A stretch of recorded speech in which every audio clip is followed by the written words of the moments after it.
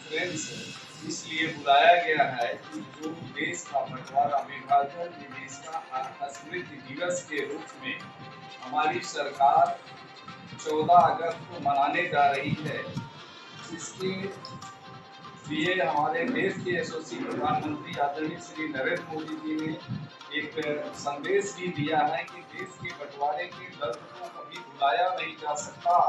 नफरत और हिंसा की वजह से हमारे लाखों बहनों और भाइयों को व्यवस्थापित होना के संघर्ष और बलिदान की याद में 14 अगस्त विभाजन विविधता स्मृति दिवस के तौर पर मनाने का निर्णय लिया गया है।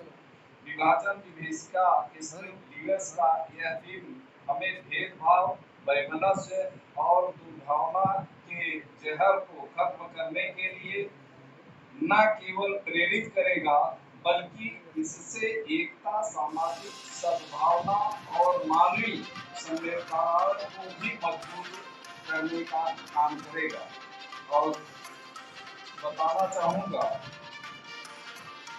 कि भारत के विभाजन की पीड़ा को कभी भुलाया नहीं जा सकता। यह दिन भारत के लोगों के संघर्ष और बलिदान का प्रतीक है। हर भारतीय को इस दिन को याद रखना चाहिए। पिछले 75 वर्षों से हम उन लाखों पुरुषों और महिलाओं को याद किए बिना आजादी का जश्न मना रहे थे, जिन्होंने अप्रिय और अव्यवस्थित विभाजन के दौरान अपनी जान गंवाई। पिछले साल प्रधानमंत्री आदरणीय श्री नरेंद्र मोदी जी की घोषणा के साथ अब 15 अगस्त को होने वाले भविष्य के आयोजनों में हमेशा नरसंहार के पीड़ितों की स्मृतियां सदैव सभी भारतीयों के मन मस्तिष्क में विद्यमान होगी। जवाहरलाल नेहरू कांग्रेसी सरकार के द्वारा विभाजन स्वीकार करना एक दुर्भाग्यपूर्ण घटना है। विभाजन के परिणाम स्वरूप देश के 6 लाख लोग मारे गए, 1.5 करोड़ लोग बेघर हुए, 1 लाख महिलाओं के साथ अनाचार हुआ। विभाजन के समय नेहरू लियाकत संधि के विरोध में 8 अप्रैल 1950 को नेहरू के मंत्रिमंडल से इस्तीफा देने वाले डॉक्टर श्यामा प्रसाद मुखर्जी ने पहले ही भविष्यवाणी कर दी थी कि दिल्ली समझौता विफल हो जाएगा, और अंततः हुआ भी नहीं। डॉक्टर मुखर्जी ने कहा था कि मैं पूरी गंभीरता और विनम्रता के साथ पूछता हूँ कि संधि का मुख्य उद्देश्य क्या था। क्या इस समझौते का यह उद्देश्य नहीं था कि हिंदू बिना भय और सुरक्षित रूप से पूर्वी बंगाल में रह सके।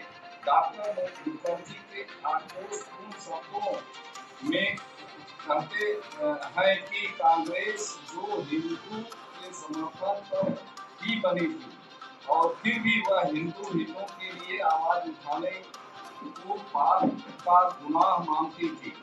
वह मुस्लिम लीग के शरीके संगठन से लड़ना भी अपराध मानती थी, जो कि मुस्लिम वर्चस्व को स्थापित करने के लिए समर्पित थी। डॉक्टर श्यामा प्रसाद मुखर्जी ने स्पष्ट रूप से कहा था कि मैंने भारत के विभाजन को स्वीकार नहीं किया, बल्कि मैंने तो पाकिस्तान का विभाजन किया है। जब आपने पंडित नेहरू पाकिस्तान बनाना मंजूर कर ही दिया है, तब मैंने पूरा बंगाल और पूरा पंजाब देने के विरुद्ध आवाज उठाई। डॉक्टर श्यामा प्रसाद मुखर्जी स्वतंत्रता संग्राम सेनानी के एक निर्भीक सिपाही थे। अंग्रेजी राज के इस खपते हुए जमाने में वंदे मातरम का नारा लगाना भी अपराध माना जाता था। उस समय भी डॉक्टर श्यामा प्रसाद मुखर्जी और बंगाल की विधानसभा में अंग्रेजों के हौसले ढीले कर दिए थे। वास्तव में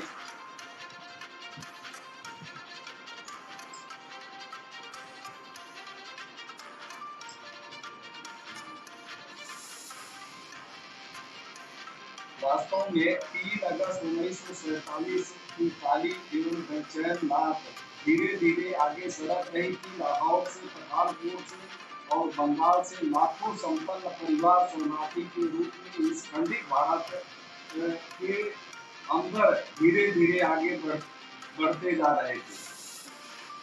उन्हें अपने प्राणों का भय था। जीवन भर कमाई और चल अचल संपत्ति को पूर्वी एवं पश्चिम पाकिस्तान को छोड़कर भागने की मर्मात्मक पीड़ा थी। भारत में शरणार्थी बनने की विफलता थी। भूख प्यास से थके हुए शरीर और बीवी बच्चों के भीषण कष्ट इत्यादि सहन करने की प्रवृत्ति। लेकिन उधर दिल्ली में राजनीति अपने गति को जारी रखे हुए थे। 4 अगस्त 1947 को पंजाब के लायलपुर का जमरवाला गांव, जो शहीद भगत सिंह का पैतृक गांव है, यहाँ मुस्लिम नेशनल गार्ड की बैठक में यह चर्चा चल रही थी कि 15 अगस्त के पहले इस पूरे जिले को हिंदू सिख व्यापारियों और किसानों को यहाँ से मारकर कैसे भगाना है और उनकी संपत्ति को, जमीन और मकान को कैसे अपने कब्जे में लेना है। क्योंकि इस गांव में हिंदू और सिख की बड़ी संख्या में रहते थे, इसलिए वहां रहने वाले लोगों को लगता था कि इस गांव पर हमला नहीं होगा। लेकिन 1.5 लाख मुस्लिम नेशनल गार्ड हमलावरों ने अल्लाह अकबर का नारा लगाते हुए धारदार के साथ हमला कर दिया और घरों के बाहर केरोसिन का तेल डालकर पूरा का पूरा घर जला दिया। पूरा गांव जो है जिससे प्रभावित हुआ, जला पूरा। 5 अगस्त 1947 को लाहौर में हिंदू और सिख व्यापारियों ने शहर बंद का आयोजन किया था। यह बंद इसलिए बुलाया गया था कि इन दोनों समुदायों को हिंदू सिख पर लगातार हमले हो रहे थे। मुस्लिम नेशनल गार्ड की आक्रामकता बढ़ती जा रही थी। यह सिर्फ एक दिखावा था कि मुस्लिम नेशनल गार्ड का संबंध मुस्लिम लीग से नहीं था, लेकिन मुस्लिम नेशनल गार्ड का मुस्लिम लीग के झंडे का इस्तेमाल करता था। यह संगठन का एकमात्र कार्य हिंदू एवं सिख व्यापारियों के साथ पाकिस्तान से खदेड़ना या उनकी जवान बहन बेटियों को उठा ले जाने का था। यह जो आज हम लोग प्रेस कॉन्फ्रेंस में साइड में करने की कोशिश कर रहा हूँ, ये विभाजन विवेचना का राजनीति दिवस जो मनाने का कार्य रखा गया है, मैं ये कहना चाहूँगा कि ये जब देश का बंटवारा एक बार नहीं दो बार, 15 अगस्त 1947 और जो है आपका 1971 में भी जो है ये हमारे बांग्लादेश का भी बंटवारा था। तो हमारे देश का एक और जिसमें लाखों लोगों की जाने गई, हमारी माताओं बहनों की इज्जत की गई। ऐसा नहीं कि इसमें एक ही समुदाय के लोग मरे, इसमें जो है हिंदू भी मरे, मुसलमान भी मरे और सिख भी, जो भी इस देश के रहने वाले थे। लेकिन जो अपना जीवन भर की कमाई से अपना घर द्वार बीवी बच्चों को यहाँ रह रहे थे या पाकिस्तान जो रह रहे थे, उनको यहाँ आना था और यहाँ से उनको जाना था। लेकिन यहाँ के लोग तो जो है सुरक्षित ढंग से पाकिस्तान जाने के लिए यहाँ के जो है लोगों ने उनकी सहायता की। लेकिन पाकिस्तान से जब वहाँ के हिंदू आने लगे तो उनको मार मार करके कितने लाशों को जो है ट्रेनों में जो है भर करके यहाँ तक पहुँचाया गया। और जिससे जो है इस दर्दनाक जो है घटना से ये पूरा देश नहीं पूरा उस समय जो है पूरा विश्व जो है चिंतित हुआ। उस समय जो है हमारे हिंदुओं की आबादी वहाँ 35% थी, लेकिन आज घट करके 0.8% रह गई है। ये मैं बताना चाहूँगा कि ये देश में सभी को समान अधिकार होना चाहिए, सबको रहना चाहिए।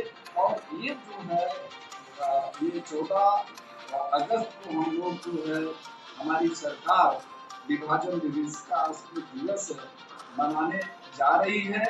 ये जो देश में इतने लोगों की जाने गई है, चाहे वह महिला हो, चाहे पुरुष हो, चाहे हिंदू हो, चाहे मुसलमान हो, और उनको भी याद किया जाएगा कि ऐसे समय में जो है हम ऐसे आत्मा के ऐसे लोगों के प्रति अपनी सद्भावना, अपनी जो है संवेदना प्रकट करें और यही भारतीय जनता पार्टी का जो है 14 अगस्त का उद्देश्य है। आप सब लोग प्रेस कॉन्फ्रेंस में यहाँ पर आए, आप सबको बहुत बहुत धन्यवाद। Thank you.